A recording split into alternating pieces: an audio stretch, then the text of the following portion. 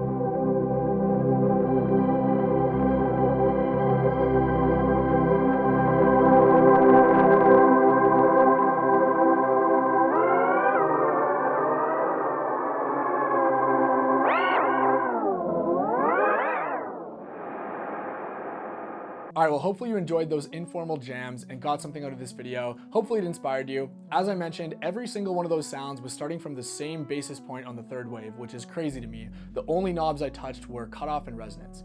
That's the power of a good effects chain. And I'll leave you with this. Even if this effects chain seems excessive, even if you're only eyeing one of these pedals or none of these pedals and you want to stick with plugins, never underestimate what a good effects chain can do for your creativity to create new sounds and textures to start songs and inspire you. Thanks so much for watching. I'll see you in the next video and have a great one.